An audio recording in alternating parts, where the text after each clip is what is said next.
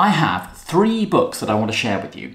They are relatively inexpensive and they will take you from a beginner at Python, a novice not knowing anything about it at all, to a sort of intermediate Python programmer that really understands the foundations and can work on your own projects. They are relatively inexpensive, especially compared to a lot of the other courses out there.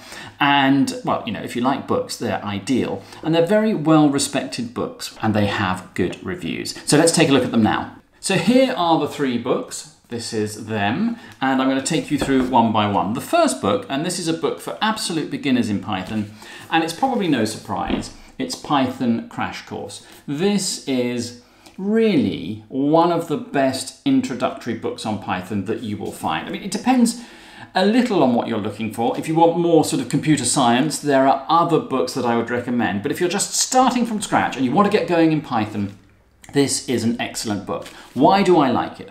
I like it because it's a nice mix of teaching you the basics, the fundamentals of Python, and then giving you experience on working with projects. That's the way the book's laid out. It teaches you about lists, about dictionaries, about strings. It gives you the fundamentals that you need to know to be able then to work on the projects. And there are some interesting projects. One of the projects is creating a small game. The other is a data visualization project. And the third and final project is a web app. And once you finish going through this book, and you must go through it all, go through all the chapters, go through all the code snippets until you really understand it and work through the project. Once you get to the end of it, you will have a good beginner knowledge of Python. If you want to dig a bit deeper, then I would recommend this book. So this is a Python reference. Now, I've reviewed this on the channel before, fairly recently.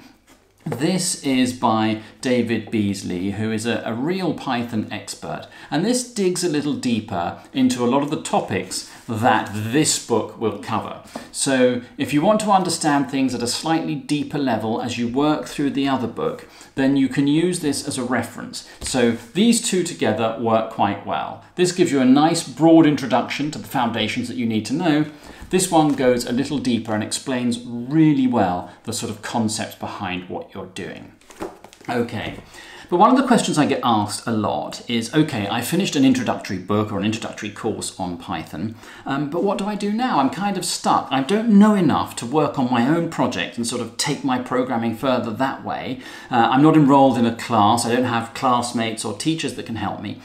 Because I'm learning on my own. So what do I do? And in that case, you need to work through your own projects. And there are various different ways of doing that. And there are a lot of good resources online and available in books to do that. One of my favorites is this one. It's Impractical Python Projects.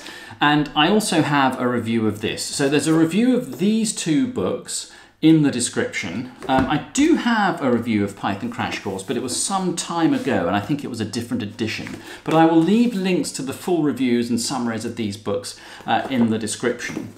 But this will take the knowledge that you've gleaned from working through these 2 books or working through this and using this as a reference, and it will enable you to build things with that knowledge that you have and work on projects. And so taken together, the Python Crash Course, Python Distilled, and then this will really get you to a point where you can feel confident to work on your own projects. And incidentally, this book will last you, you know, all throughout your Python career.